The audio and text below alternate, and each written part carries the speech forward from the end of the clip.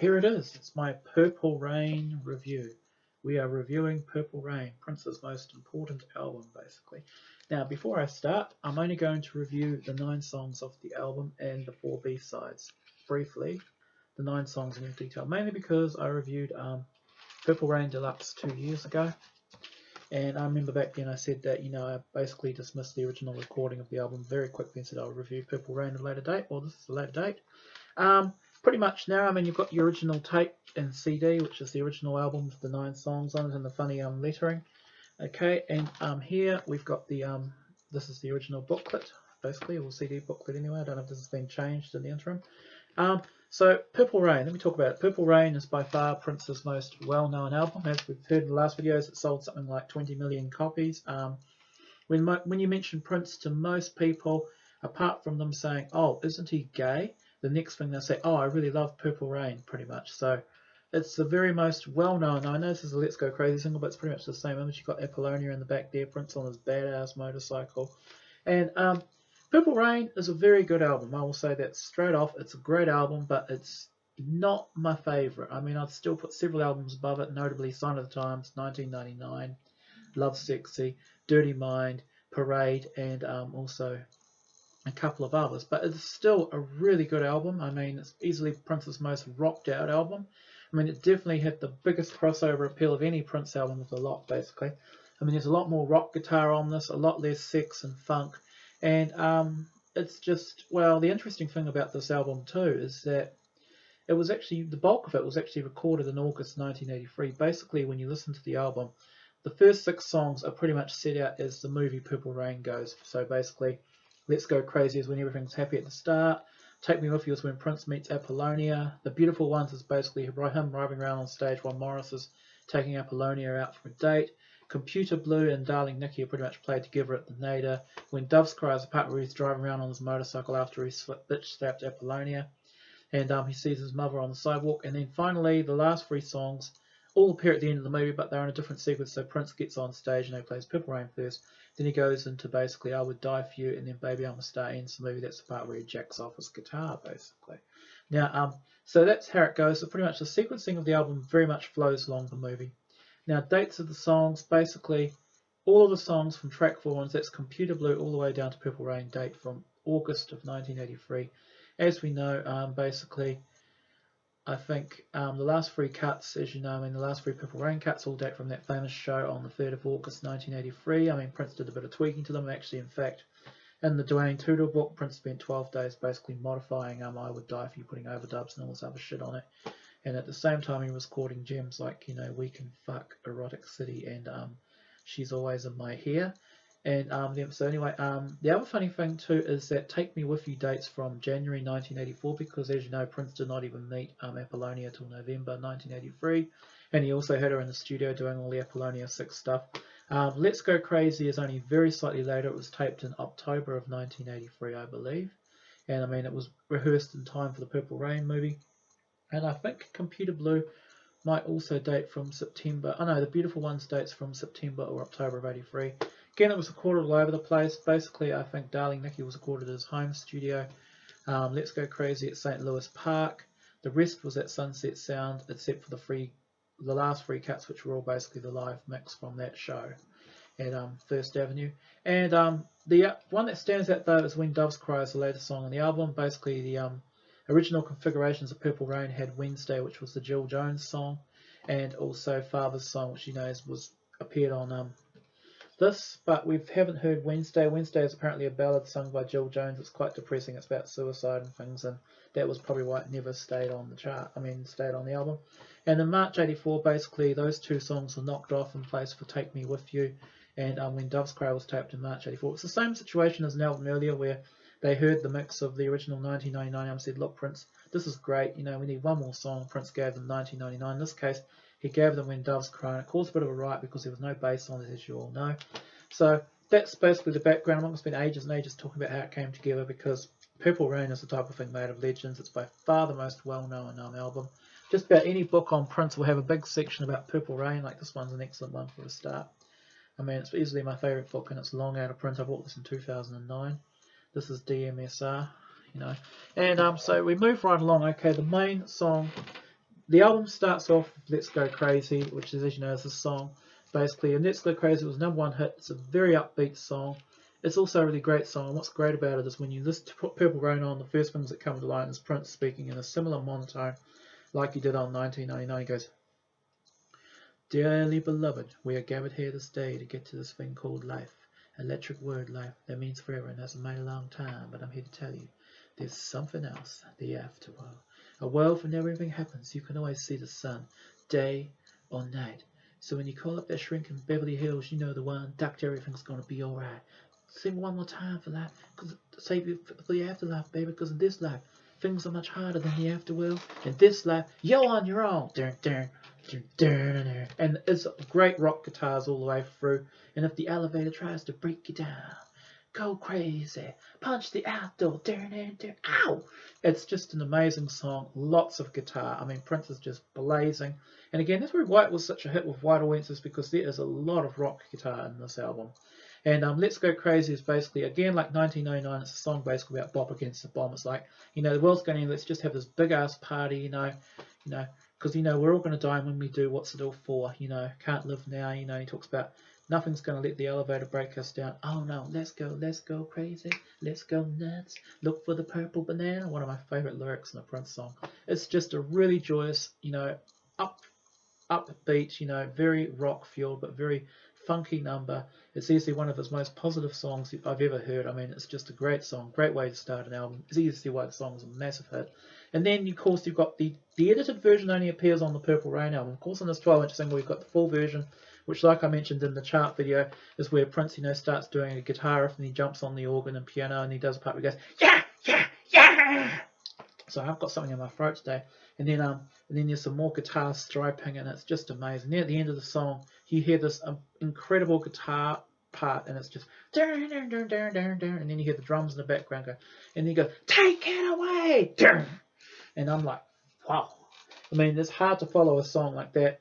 And actually, their second song on the album, I mean, Purple Rain's such a good album. I mean, Let's Go Crazy is probably not even in the top 3 or 4 songs. Is Take Me With You. And as you all know, Take Me With You is a ballad with Apollonia. It was late inclusion. It's not actually that good. It's got a nice melody. It sounds like they've turned the guitar over and they're banging on the side of it. You know, there's acoustic guitar playing. The lyrics are quite funny. You know, so there's some very sexual lyrics like, you drive me crazy, you drive it all night just to wake up the connection. Now, I know what type of connection they're singing about. It's got nothing to do with plugging guitars into amps, basically, but there's about plugging something else into a socket. But anyway, it's one of the few songs along with Darling Nikki where the sex crept into the album. I mean, compared to 1999, Prince was really toning down the amount of filth on the album because he knew this was going to be the big pop crossover. And generally, you weren't going to have a group of 12 or 13-year-old kids, you know, singing about fucking the taste out of someone's mouth like they were on the last album. It didn't matter because basically Tipper Gore, that bitch, you know, and the Parents Music Resource Centre basically went after this album. They put, you know, the parental advisory stickers all over them. Of course, these are Kiwi editions, so we don't have that shit in this country. And of course, you know, it went down like a hot potato, but still, that didn't stop it becoming a massive hit. Take Me With You is basically a song about I don't care where you go and don't care what you do. It's about a couple of people who just want to be together. They're in love, you know. They want to drive each other all night to wake up a connection. It's actually got a very pleasing melody and it looks nice in the movie, but compared to the rest of the stuff on this album, this is real fluff. I'm sorry Apollonia cannot sing. I'm just imagining what the song would have sounded like with Vanity's vocals, and as far as I know, there's nothing in the vault that has a Vanity version because first of all the song wasn't taped until January 84, which is later than everything else now. Then we come to the third song, which again, why it wasn't released as a single is beyond me. It's The Beautiful Ones. Now, The Beautiful Ones is an absolutely amazing ballad. It's a ballad of yearning and love. He talks about being together with this girl. You know, wouldn't that, if they got married, wouldn't that be cool? But her heart is somewhere else, and it's killing him on the inside. I mean, he's screaming, going, tell me, baby, do you want him? And I love the part of the movie where he's standing on stage when Apollonius with Miles go, tell me, baby, do you want him? Or do you want me? Because I want you. And then there's a part of the sexy part. He goes, I know what I want, yeah. And if it please you, baby, I find out all about you. It's just so funny, but you can get the message. He's really, really desperate. And even funnier was the song wasn't about Apollonia at all. It was actually about Susanna Melvoin when Prince had first met her. One of his first great love songs to this woman. I mean, as you know, Sign of the Times and Parade were just dominated with basically Susanna Done Me Wrong songs, pretty much. And it's just incredible ballad. I mean, it starts off quite quiet, you know, singing that sort of simpering falsetto, baby, baby, baby, what's it gonna be? And then it builds up, and then finally at the end he gets into those screams, and he goes, what, baby, baby, I know what I want you, and if it please you, baby, I find out all about you. I want you, yeah, you son of, baby, I want you, woo, down. And he proved that basically he was one of rock and roll's greatest shouters. I mean, the song made him a legend for his ability to scream. I mean, he was pretty much put up there with people like Mick Jagger and Steve Tyler, pretty much, you know, just with that song. Because it was just, the screaming is amazing. And then as we reach now sort of what we could call the stranger part of the album, basically none of the next two songs were released as singles, and there's a good reason why. We get to Computer Blue. And Computer Blue basically is just another guitar rock out. It's basically Prince playing the guitars, Wendy's also, you know, chiming with her guitar.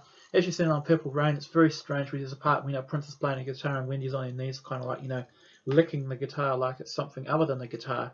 It's some very good, you know, it's basically, can I find the righteous path? Computer Blue, where is my love life? Where has it been? Will someone please tell me what the hell is wrong? More screaming. It's about his love life, which has just gone completely bananas, you know. You know, he's basically feeling as blue as the blue screen on a computer. That's what it's about. In the old days, computers had blue screens and green screens. And basically, again, some more frenzied screaming. Some absolutely insane guitar pyrotechnics. As you know, when this came out, we got the full 11-minute version of Computer Blue, and it was just wow. Even the 3-minute edit you hear on this album is still a great song. And I mean, it's a great song. I mean, easily one of the best tracks. And unlike the rest of Purple Rain, which massively suffers from being overplayed, I mean, Computer Blue isn't. Computer Blue has never been overplayed. Generally, when I listen to Purple Rain, I generally don't listen to the hits. I mean, I don't really, as much as I love Let's Go Crazy, Purple Rain, I Would Die For You, I hardly ever listen to them because I play to death. When Doves Cry is different, because When Doves Cry has got this magic about it that still makes you want to listen to it. But, yeah, but definitely the Beautiful Ones, Computer Blue, and Darling Nikki are the songs I listen to the most. Okay, then we move into Darling Nikki, and this is the one song on the album where you had the sort of 1999 era lust coming through. I mean, Nikki is this woman who lives in a very well-equipped castle, apparently. It's full of all sorts of sexual toys, and she's obviously into the tie-you-up and whipping scene. Basically, she meets Prince. I mean, Prince wants to do her. She makes him sign a dotted line, which is obviously like some waiver, like, you know, if I break several bones or I mess your mind up, I'm not responsible, basically. And then basically Prince takes her to his castle, and he just couldn't deny. She had all these whips and strange devices, everything that a money could buy. She said, sign your name on the dotted line. The lights went out, and Nikki started to grind. Grind was like some Prince like slang for sex, because as you know, you had to grind. And then there's some very good guitar, you know, oh, Nikki. You know, and Princess does some amazing singing. Again, it starts off, you know, in the normal growl, and then it degenerates into screaming, going, you know, oh, Nikki, you take your words behind your head. You know, and lots of screaming. And as you know, in the movie, that degenerates to a part where Prince runs off stage while everyone else is still playing the shit out of their guitars. And Prince is on stage, and then Billy goes, yo, kid, what's wrong with you, man? I told you the stage no place for your personal shit. He goes, that's life. He goes, laugh my ass, motherfucker. I mean, that part, it's just hilarious. And it's like, nobody understands your music except you. And I'm like, really? Everybody loves this song. It's amazing. And the funny thing about Darling Nikki is at the end is this weird part where you hear Prince playing it backwards, and it's like, yep, ooh, it's all in the past, ooh, castle, yep, something like that. And it's actually, hello, how are you, the Lord is backwards. Now, serial Christian wacko lunatics, Dan and I forget the other names, the Peters brothers decided this was satanic backmasking, and this was a satanic message about Prince greeting the devil. That's how dumb they were. That's just Americans for you, know, they all love their Bible and Jesus, you know. And of course, that was another song that basically got, you know, the ire of Tipper Gore, and my opinion of that is, who gives a flying fuck? It's rock music. Unless you've got an IQ of about 80 or less, which probably sums up most of these American Christian types who seem to hate anything that's a bit of fun, you know. It's just entertainment. I mean, I'm not going to go out and say hello to the devil while backmasking a Led Zeppelin record. I mean, they even suggested that Queen's Another One Bites the Dust. Actually, if you play the song backward, it goes, start to smoke marijuana. It's fun to smoke marijuana. I'm like, really? Are people that fucking dumb? So anyway, we flip the record over and we get to the first song on the second side, which is probably Prince's most famous song, When Doves Cry. And as you know, When Doves Cry is unique for the fact it has absolutely no bass in it. The original version had bass in it. Prince took it out. Warner's had a conniption saying the song will never hit. As you know, it went on to become Prince's biggest ever hit, and it launched the Purple Rain project in great style. Now, When Doves Cry is basically about a messed up relationship. You know, basically it's about his father, you know, his mother who's never satisfied, his father who's so cold. It's about, you know, this is what it sounds like when doves cry. There's some erotic, you know, yearnings, and I mean the parts about animals strike curious poses. They feel the heat between me and you. How can you just leave me standing alone in the world so cold? Whoa. Now on the album, basically you've got the two versions. You've got the long version, which is basically what you hear on the single, the 5.5 minute one, and also on the album. But you've also got an edited part which cuts out the guitar soloing and the synthing in it. But the video is amazing. If you've seen the video, you know the part which shows Prince clawing out of a purple bathtub naked with the pedals on the floor. Then it shows that really cool part where they're all in shiny suits and they're doing that dancing on the set with the Revolution. And you've got the, you know, the girl with the ISIS thing here. And like it shows, you know, and they've got that Rorschach thing where the people are dancing in and out. And they look like, it looks more like 1784 than 1984 because they're wearing these really weird sort of Regency style clothes. It's just a great song. Sadly, it's played to death. You turn on the radio station, you're always hearing Let's Go Crazy, Purple Rain, and When Doves Cry. But still an amazing song. And then after that, the serious part's over and we get into the fun part of the album. And we get Baby I'm a Star. I mean, sorry, I Would Die For You. As you know, I Would Die For You was a moderate hit. I mean, I just find that so funny. And that's actually in the movie where he does that. I would die for you, darling, if you want me to. And, you know, it's basically it's got some of the funniest Prince lyrics and most quoted. You know, go, I'm not a woman, I'm not a man, I am something that you'll never understand. And I need no mission, no desire. If you wanna love me, give me satisfied. Cause I would die for you, darling, if you want me to. And it's actually a really good song. It's quite short, you know, it's very upbeat, very positive, and that segues quite naturally into Baby I'm a Star. And this is definitely Prince's, you know, coming out song. This is These Arrived as Big Star. Go, baby, look me over, tell me, do you like what you see? This gonna turn you on, just say the words and I'm go, honey, I know, ain't nothing wrong with your head. Ow, baby, check it all out. Wait a look now, just not be too late. My luck's gonna change tonight. Take a picture, sweetie. I ain't got time to waste. Cause baby, I'm a star. Might not know it now. Cause baby, I tell ya, I'm a star. I ain't gonna stop till I reach the top. Sing it. We are stars. If they say nothing comes to music. Okay, I better stop singing it. I'm gonna get whacked with copyright. It's really catchy, really memorable lyrics. Lots of synth. Not so much in the way of guitars when it comes to Baby, I'm a Star and I Would Die For You. But it's just a really joyous, upbeat romp. And I mean, it's precision in the movie is perfect. It's like the end of the movie, he's got the girl, you know, the kid's not going to get dropped from the role, you know, and all that type of thing, you know. I mean, Apollonia 6 lose out, they obviously end up playing at the Taste. And it's just a really great party song. And then we get to the last song on the album, which of course is by far the most obvious song, and that's Purple Rain. As we know, Purple Rain is a song again about unrequited love. You know, he's talking about, you know, he only wants to be his friend, you know, and sings about wanting to love you in the purple rain. It's really great, you know, pleading chant, you know, purple rain, dun, dun, down. You know, it's the edited version's only 3.5 minutes long, but the long version is nearly 9 minutes. It features that absolutely amazing guitar solo. Again, it's probably one of the greatest guitar solos ever set to music. I mean, Jimi Hendrix and Carlos Santana would be proud of it pretty much.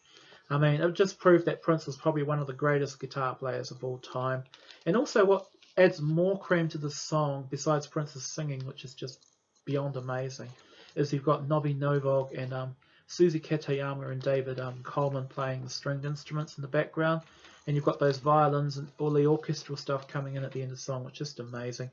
It's really one of those rock ballads which is just sets a mood. The audience is all holding up their lighters. Like I said in the last video, there's that black guy with the really big lips crying and everything else.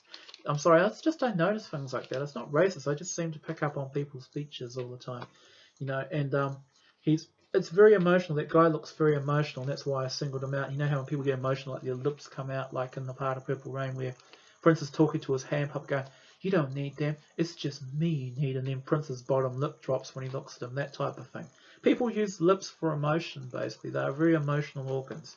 Now, so that's why that guy seems to stick with me, because, you know, the look on his face, whereas at the start of the song, he's looking like, yo, Prince, you better give me a good song else, man. You know, and at the end, I mean, he gave him a good song. He made him cry. That's how good the song was. I mean, Purple Rain, I mean, there must be millions of videos on YouTube about how great Purple Rain is, the song. I mean, I'm not going to spend ages going on about it. I mean, everyone knows it's a great song. It's a song that made Prince from just being a star into a legend. There's no more to say about it. Now, let's talk about B-sides. Okay, the first B-side, as you know, was 17 Days, which was the B-side to When Doves Cry. And for a long time, the only version of 17 Days you heard was basically this 3.5-minute one. And the original title was just balmy. 17 Days, the rain will come down, then you will have to choose. If you believe, look to the dawn, and you shall never lose. I mean, what a long song for a title for a song. And that lyric isn't even repeated in 17 Days. Now, 17 Days is a strange Prince lyric because, first of all, the guy in it smokes. Prince apparently never smoked. It's about a guy who's lost his girlfriend. She's been gone 17 days and 17 long nights. The main thing he misses is holding her tight. But still, if I had her every day, I'd to beg her to be near me. You know, it's basically a man who's going through breakup issues, and it's actually quite hard. You know, he talks about letting the rain come down. I mean, the rain is a big image in this whole movie and era, especially if that rain's got the colour purple in it. It's an amazing song. It's probably one of the best songs Prince ever wrote. Easily probably his best B-side besides possibly Erotic City. Just amazing. Again, it was taped in that magical period at the... Oh no, it wasn't. 17 Days is much older. It was taped way back in the summer of 83. It was taped in July or August of 83 and probably might be the oldest thing in the whole Purple Rain project. Okay, then the second song, which was a B-side, was Erotic City, which was a B-side to Let's Go Crazy. And Erotic City was a duet with Sheila E. It was taped on December the 26th, 1983 at Sunset Sound, the same studio that gave us the endless I Would Die For You overdubs and We Can Fuck, and also She's Always In My Hair. Erotic City is basically about a couple of lovers who are in this sort of like special place where all they basically do is have sex. All they do is they fuck until the dawn, making love till cherry's gone. Erotic City, can't you see, thought so pretty, you and me. You know, it's extremely catchy. There's a very bouncy organ beat in it. Sheila's a good singer. I'm glad he sang it with Sheila and not Apollonia. I mean, apparently Sheila E. was very shy about the nasty lyrics, and she claims that she was singing We Can Funk Until the Dawn. You know, but it's a very dirty song. One of the classic lines is, I don't want your love, I just want your creamy flies. I mean, creamy flies, not flies, you know, if we cannot make babies, maybe we can make some time. Fuck so pretty, you and me, Erotic City, come alive. We could fuck until the dawn, making love till cherries gone. All my hang-ups are gone, how I wish you felt the same. We could fuck until the dawn, how you were my Christian babe. Don't you want to be my baby? There's two versions, there's the short version, and of course there's the 721. And again, it's got a long title, Make Love Not War, Erotic City, Come Alive. And of course, again, it was one of those songs, I mean, as usual, Prince was putting the nastier stuff in the B-sides. However, with Purple Rain's B-side, God is not really that good a song. It's just basically a lot of orgasmic shouting and overdone organs, and Prince goes, ooh, God made you and me. I'm not a fan of it, basically. And then, of course, the fourth single was Another Lonely Christmas, which was the B-side to I Would Die For You. You know, and that's a song there. It's actually quite a morose song. Prince is lamenting his dearly beloved. They used to play Pacino and she robbed him blind. You know, they remember drinking banana daiquiris. Again, it's got a very drony organ in it. It's like going, and you die, baby. On the 25th day of December, you die. You know, and Another Lonely Christmas. It's actually quite a good song. It's definitely not on the same level, though. The other thing about Another Lonely Christmas, too, is it's quite a late song. It's recorded in the middle of 1984. Which makes it definitely a lot later than the rest of the project. Okay, and then we get to Take Me With You. That had Baby I'm a Star as a B-side, which I think is amazing. It's probably actually stronger than the Top Cut. But there is actually another version of the Take Me With You single which featured a live mix from the Purple Rain era. And that was also that video you saw, which was quite interesting. But yeah, so these are your 5 singles and B-sides. So that's Purple Rain. Summing up, it was the first album where Prince credited the Revolution as well as himself, although realistically, beyond basically some keyboard parts by Dr. Fink, Some apparently Lisa and Wendy helped out a lot in the vocals. It was definitely the beginning of them having more role in Prince's music. There are stories that Wendy and Lisa were writing some of the guitar and piano parts in songs like Computer Blue and Darling Nikki. But essentially, most of the album was written by Prince. When Doves Cry was entirely Prince, pretty much. Same with Purple Rain, although even though in the movie apparently it's a mix-up of some stuff that Wendy and Lisa were doing, but Purple Rain does borrow bits from Father's Song. Now, apparently with Father's Song, they do say some of it and featured John L. Nelson. We're not sure if it did or not. I think maybe Prince had reconciled with his dad and he just wanted to give him some money. So we'll never know the story behind that one. Another thing about Purple Rain too was that basically it became a hit straight away. I mean, it came in the charts, and as you know, in my last chart video, it took off. And the album, basically, as soon as it fell off the charts in late 1985, it pretty much stayed on the catalogue charts for a long time. Purple Rain has gone down in legend to be one of the greatest albums ever made by anybody, basically. It was a massive seller. It did very well in the white market because of the rock potential, pretty much. It really cemented Prince as a massive icon, and from this point onwards, unfortunately, the only way was down. And not only worse, basically, when we get to the next video, when I talk about Around the World in a Day, I mean the next series of videos, because I've got the Purple Rain movie video coming up next, basically some badly timed publicity moves, gossip-seeking paparazzi and other things would see Prince's star start to erode straight away. But at this stage, the Purple Rain, Prince was on top of the world. He had a smash album, smash hits, and a smash movie, and then he had the record-breaking tour. Pretty much Purple Rain became the thriller of 1984, and my final thoughts on the album. As a whole, it's a very cohesive album. It's very, very solid musically. The guitar playing is just probably some of Prince's finest guitar playing. Some of the soloing, especially in Let's Go Crazy, Purple Rain, I mean, and even the guitar pyrotechnics and Computer Blue are pretty amazing. His vocals are completely on point. I mean, he does a lot of screaming in the album. The screams in The Beautiful Ones, the screams in Darling Nikki, just amazing. He's got some very good vocals on When Doves Cry and Let's Go Crazy. Take Me With You, the vocals aren't so good, but Take Me With You has a very pleasing melody. The Beautiful Ones is an incredible ballad.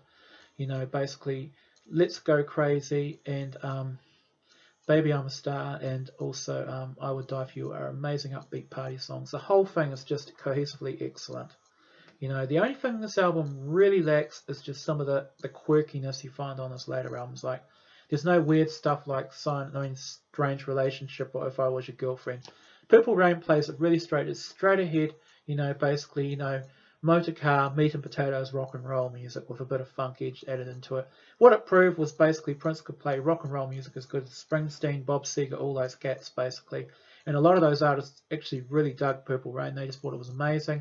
And that's probably the other big flaw, was that a lot of people who bought Purple Rain were expecting a sort of cohesive white rock music from Prince afterwards. As we know, Prince went all avant-garde after that with Around the World in a Day.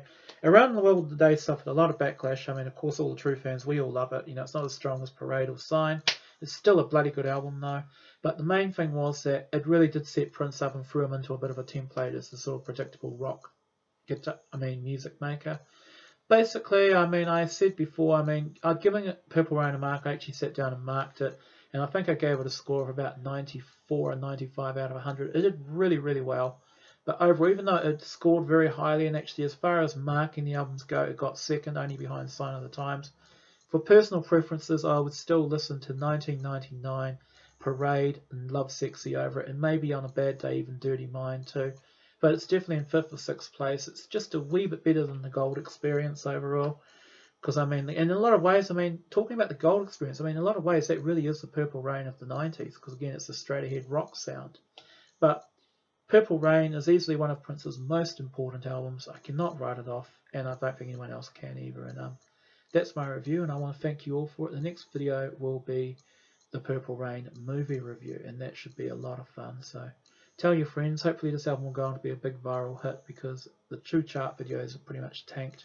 They're in the low 30s, and may you all live to see the dawn.